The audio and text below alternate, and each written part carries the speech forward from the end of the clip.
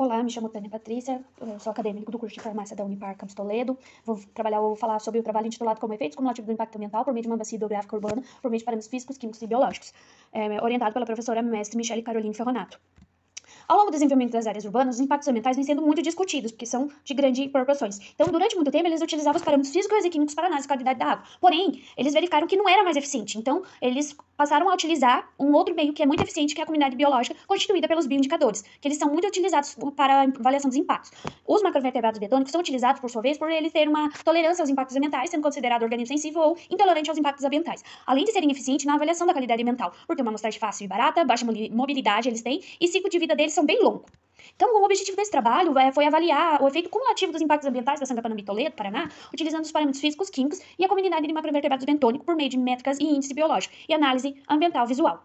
Por material e métodos, para a gente fazer esse trabalho, foi realizado 3 amostragens em 5 pontos estratégicos, sendo esses 2 em área florestada, 2 em área urbana e 1 na área rural. Para a físico-química foi utilizado auxílio do multiparâmetro. Para as amostragens de macrovertebrados bentônicos foram realizadas com auxílio da rede HandNet, 500 milímetros, por uma metodologia de King Sapling, que é você chuta e deixa a correnteza levar o material para dentro da rede. O material coletado foi condicionado em frasco previamente etiquetado, contendo álcool etílico 70%, para fixação e preservação desse material. A triagem foi realizada no Laboratório de Zoologia da Pontifícia Universidade Católica do Paraná, Campus Toledo, no Laboratório de Zoologia. Foi usado microscópio estereoscópico e o nível de família empregado de identificação foi empregado ordem e família. Então foram coletados bentônicos e foram encontrados vários grupos distribuídos em Diptera, Cari, Helióptera, Odonata, Hemíptera, Coleóptera, Gastrópoda, Oligoqueta, Pleucóptera, Iridina e Bivalve. Já nas análises físico-químicas, só o pH apresentou diferenças estatísticas significativas nos pontos que foram coletados. Então, foram encontradas 18 famílias que foi identificado, só que a família quironomídea estava mais presente em todos os pontos. Já dentro das análises biológicas avaliadas, que foi riqueza, abundância, dominância, diversidade de xeno, ecretibilidade, porcentagem de quironomídeo, o ponto real é o que se encontra mais impactado.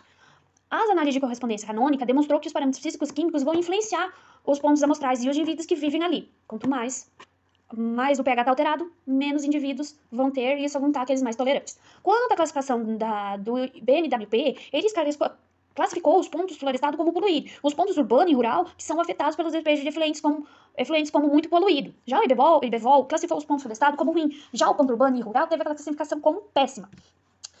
A discussão disso é que Peter e Santos, 2011, ao avaliar um rio Jucu, ele apresentou características que a área urbana foi o ponto que está mais impactado, porque foi localizado na jusante do rio.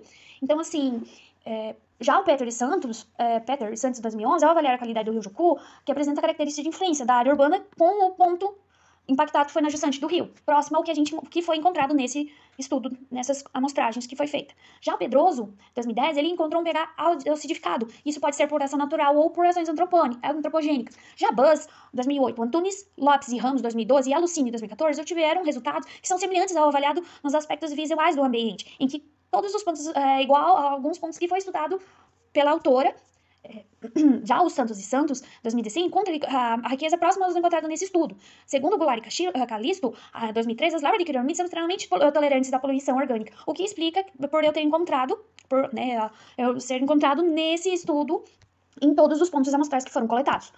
Já Silva et al. 2007 teve um índice de BMWP em 2 dos seus pontos de coleta com uma posição 4, que é água fortemente poluída, que está próximo do que foi encontrado nesse estudo. Já o Raul Agostinho Rosário, 2010, acredita que os motivos para os pontos receberem essa classificação possam estar relacionados com o despejo de esgoto, tanto doméstico como empresarial, além do lixo doméstico, restos de construção e dejetos de animais, o que explicaria o porquê que o pH e alguns indivíduos não foram encontrados em alguns pontos que foram coletados. Já a Lucine encontrou a classificação do Bibovol igual à encontrada nesse estudo, evidenciando os impactos da área de drenagem da bacia. Já Buzz, em 2008, em um estudo avaliando o Rio Toledo, classificou a qualidade da água como péssima e ruim, sendo esses resultados semelhantes ao que foram encontrados nesse estudo. Então, podemos concluir, assim, com os dados avaliados nesse estudo, que podemos concluir que a Santa Panambi recebe impactos ambientais que afetam a qualidade da água e a fauna de macroinvertebrados, tanto em composição como em estrutura, devido à amplitude dos impactos no seu entorno. E ainda foi possível evidenciar o efeito cumulativo dos impactos ambientais na foz da Santa Panambi e no seu entorno.